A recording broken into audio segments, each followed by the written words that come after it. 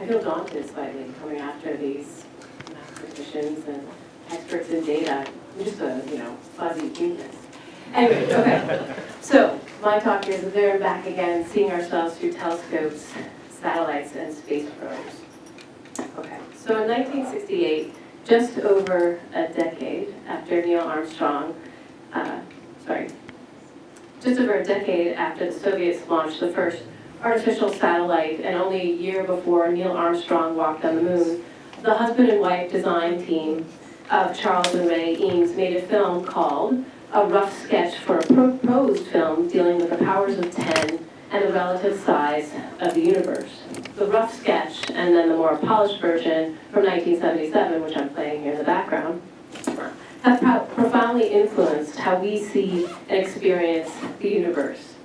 So from a picnic in Chicago, the film zooms us out into space, tracking a path that takes us out of the solar system, out of the Milky Way, and ultimately to what the narrator describes as the limits of our vision, 100 million light years away.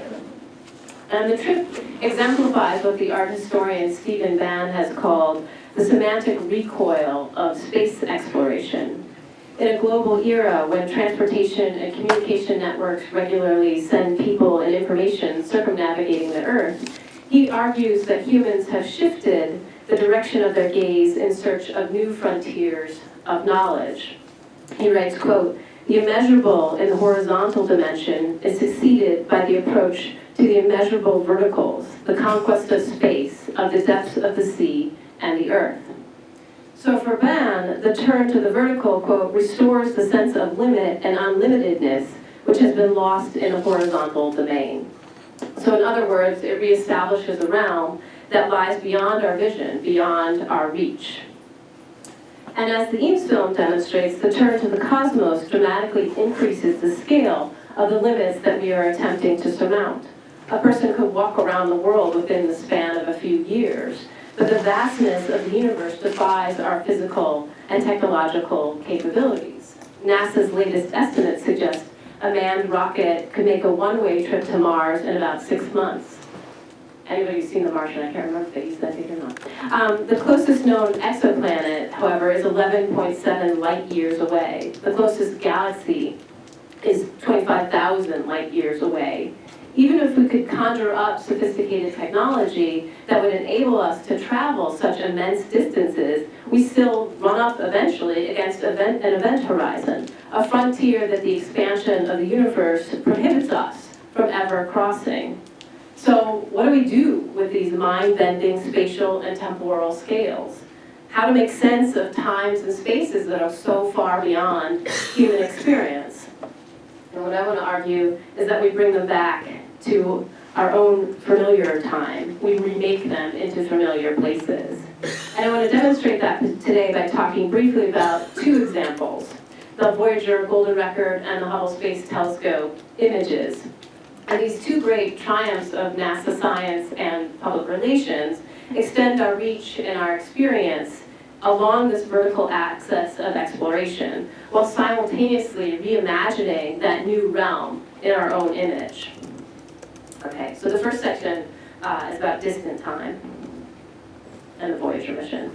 So NASA launched the Voyager mission on their vertical trips, this kind of grand tour of the solar system in 1977. And these space probes gave us these close-ups of Jupiter, Saturn, Uranus, and their moons before continuing out to the edges of the solar system and beyond. And NASA announced just recently, in the last couple of years, that the Voyager 1 has entered into interstellar space, and that Voyager 2 will do the same in the near future. So having gone further than any human-made object has ever gone.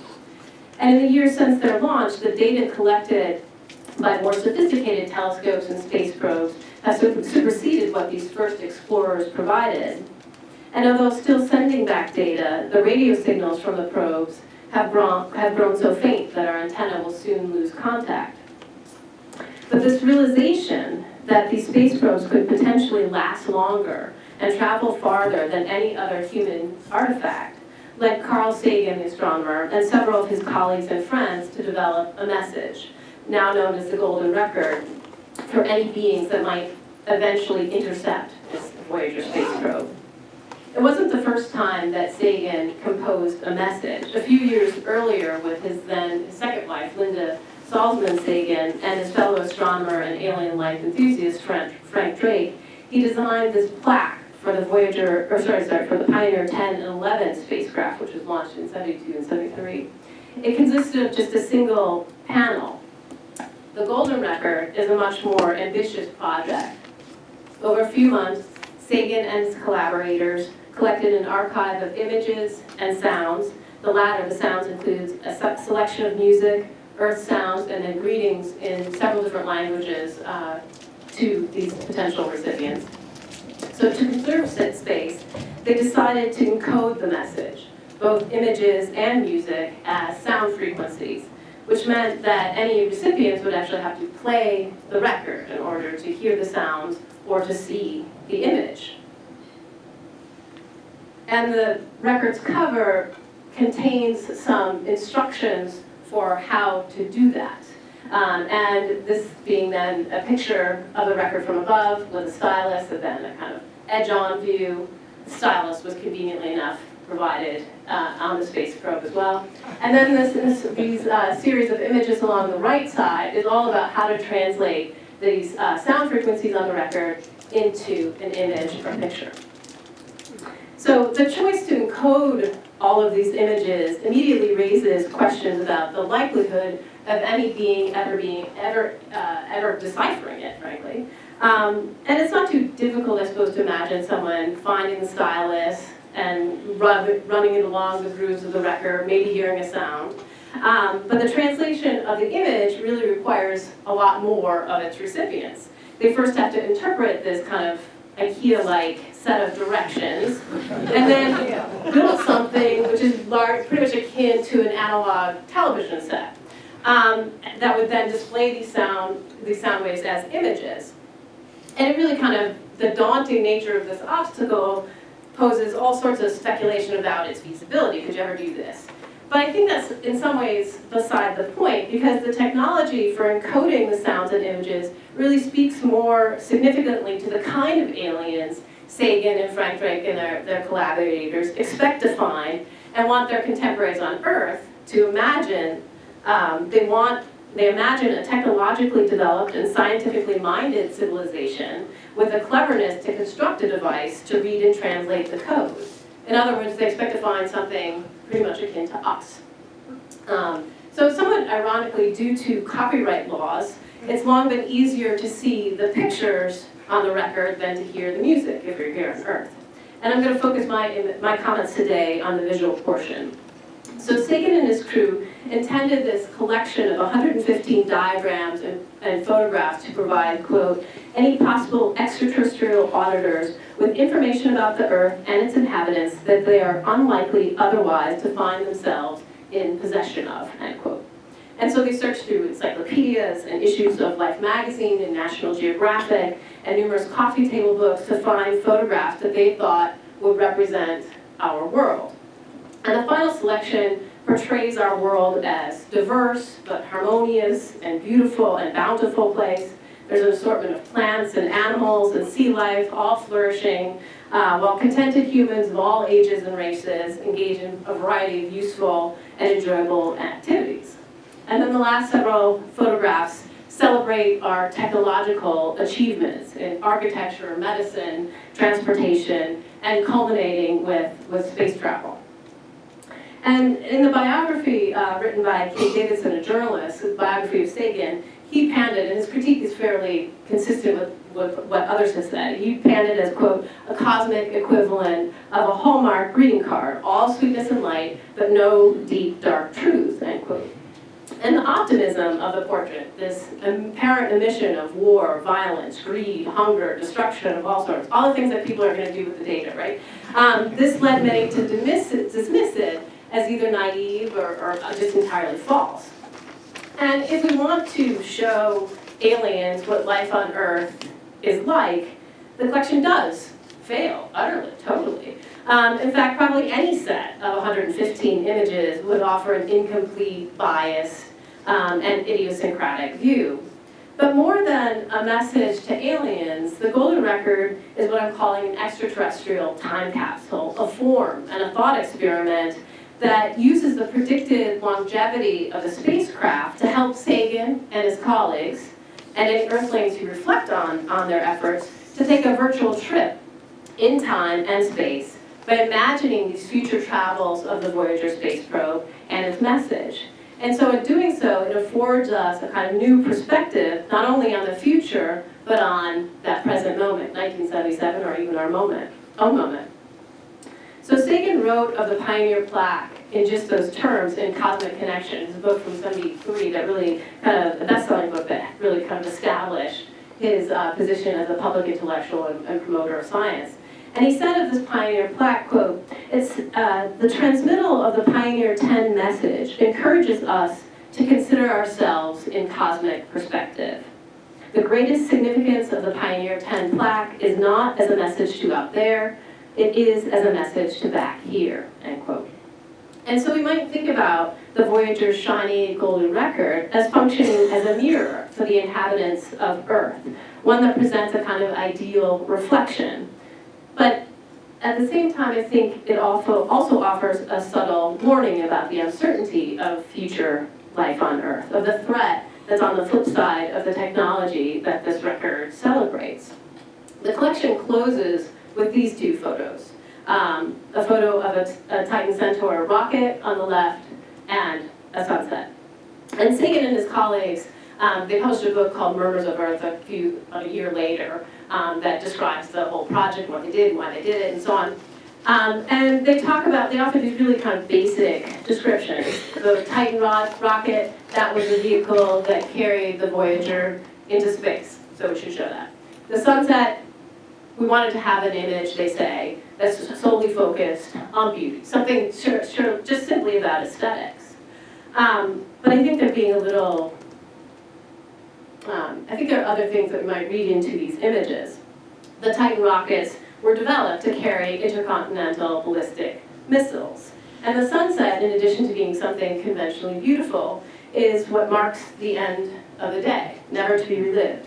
Beautiful, sure, but it also speaks to the fleeting nature of time and the final light of the sun before the darkness of night. So for an audience in 1977, locked in the nuclear proliferation policies of the Cold War, such images bring the message back to their own time and questions about humanity's long-term survival or near-term demise. So the second example, distant space. So during the same time period in the 70s, when the Voyager was photographing Jupiter and Saturn and other planets, astronomers and engineers were designing and building the Hubble Space Telescope, an orbiting telescope that they predicted would improve our view of the universe by an order of magnitude. When finally completed and working properly, and the initial focusing problems and the role of images and kind of resuscitating the Hubble's reputation, that's a whole other kind of talk. But many of those who worked with the Hubble image looked at the Voyager mission and their dramatic images and the wide circulation of those as a model to imitate for how to capture the interest and imagination of a broad audience. And over the Hubble's 25 years now of operation, astronomers and image specialists have developed and released a very impressive collection of vividly colored pictures of nebulae and galaxies and star fields. And several of them even got together and initiated a project called the Hubble Heritage Project, an endeavor that took as its purpose, as its mission, to release an aesthetically pleasing image crafted from Hubble data every month, on average. And many of these Hubble images demonstrate the shift from the horizontal to the vertical that I mentioned earlier. And two of the best known of Hubble's images, the deep field and the ultra deep field, galaxies speckle the blackness, and we gain a sense of the vast number of objects that populate the cosmos. Each image is a composite of observations taken over a series of days, and the accumulation of time allows astronomers to observe, and here I quote the press release that accompanied the first deep field, the one on the left here, quote, "Galaxies to the faintest possible limits with the greatest possible clarity from here out to the very horizon of the universe," end quote. And for many astronomers, Many of them speak about the deep field and the ultra-deep field as among the most fascinating images returned by the telescope. Images and data that have stretched the instrument to its observational limits. And conceptually, they speak to the limits of human vision, the limits of the universe, the limits of time. But despite the great depths that are represented in the data, it's impossible to see those limits in these images. We can know them, but they aren't visible to us in these pictures. The distance to the galaxies, any one of these individual, every one of these dots is another galaxy in almost all cases here. But the distance between them or that separates them isn't evident from the image itself. Additional data, the redshift value for each of these galaxies, we need to know that in order to calculate that distance. It attempts to show us this kind of vertical frontier, but it resists our effort to see them as such. And despite this shift to the vertical, our phenomenological, our bodily experience remains oriented to horizontality. And at moments, the desire for the known overpowers this change in our trajectory. The Hubble images have succeeded in part because they have frequently translated the alien vertical into a more familiar horizontal. Many of the most iconic images resemble landscapes of the American West, such as this view of a section of the Eagle Nebula, which is often called the Pillars of Creation, a very evocative description of the star formation process that astronomers describe as occurring within these clouds of gas and dust. So when translating Hubble data into the images that we see here, the sushi data, I love that phrase, the sushi data into these pictures, astronomers make all sorts of choices. They amplify the contrast, which gives the nebula this appearance of depth and dimensionality. They assign colors to exposures, taken through different filters on the telescope's camera. Their choices have a scientific rationale. It's not just arbitrary, and in this case, they symbolize temperature variance through the nebula, with red indicating the coolest regions and blue the hottest regions. But the color scheme also suggests an earthly landscape with a blue sky in the background.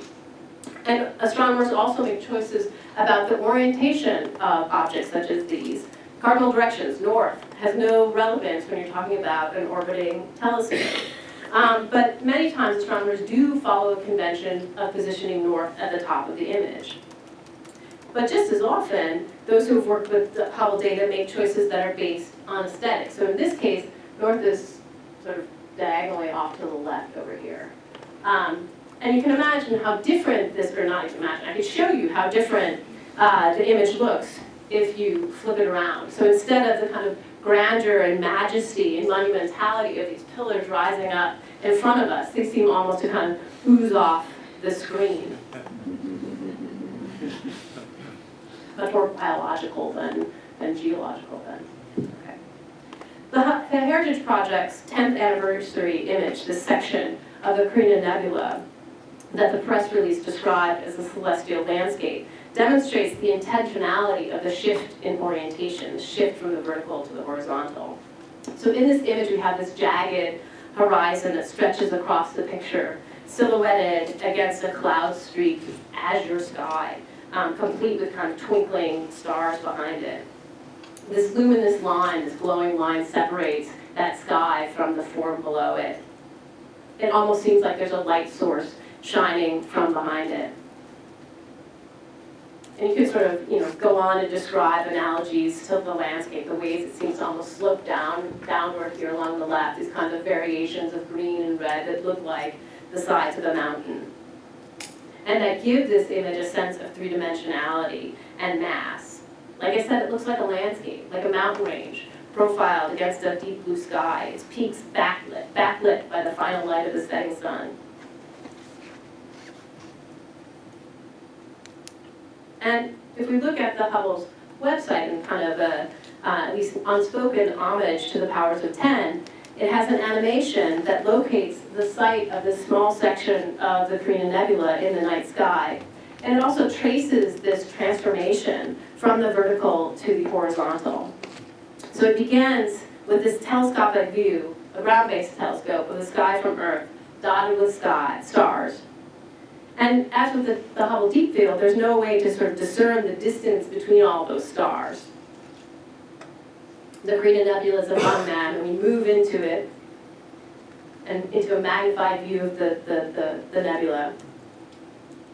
So we're moving in this kind of vertical trip through the sky, but as we zoom into this cloudy region, the orientation of the nebula rotates subtly, and the sweeping ring of clouds fills the frame, implying a viewer who peers up in the sky, and then it tightens around a small section, and suddenly it gains a horizon.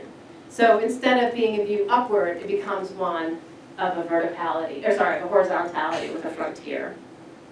So in effect, through the use of images, the unfamiliar and the unimaginably vast is translated into something known, or at least something we could come to know and appreciate. So instead of the undefined space of the deep field image, the views of the galaxies and nebulae offer a means for humans to position themselves within the cosmos. In his phenomenological account of the relationship between space and place, the philosopher and geographer Yi-Fu Tuan proposes that, quote, what begins as undifferentiated space becomes place as we get to know it better and endow it with value. Tuan writes of the spatial experience of the physical world, describing the gradual process of exploration by which the alien and strange becomes familiar. His description of moving somewhere new illustrates the process. Quote, a neighborhood is at first a confusion of images to the new resident. It is a blurred space out there. Learning to know the neighborhood requires the identification of significant localities. And so for the Hubble images, the cosmic neighborhood gains familiarity through its resemblance to the earthly landscape. We overlay the landmarks of our world onto the strange and undefined features of space. And in that process, it becomes a place where we can mentally travel. So Powers of 10, where I started, of course, doesn't stop at the edge of the universe. Instead, it immediately, and even more quickly, returns to those picnickers on the shore of Chicago, and then continues past its point of origin to the world of the minuscule. And similarly, the Voyager Golden Record and the Hubble Space Telescope images send us afield and then boomerang us back to our own world. We use these tools for exploring space and the images connected with them to launch ourselves forward into distant time and space, and then immediately make that kind of return trip. So we extend our senses through technology, but we can't quite free ourselves from the gravitational pull of our own moment, our own place. The alien is always simultaneously us, the foreign, also our own neighborhood. So I'll end there. Thanks.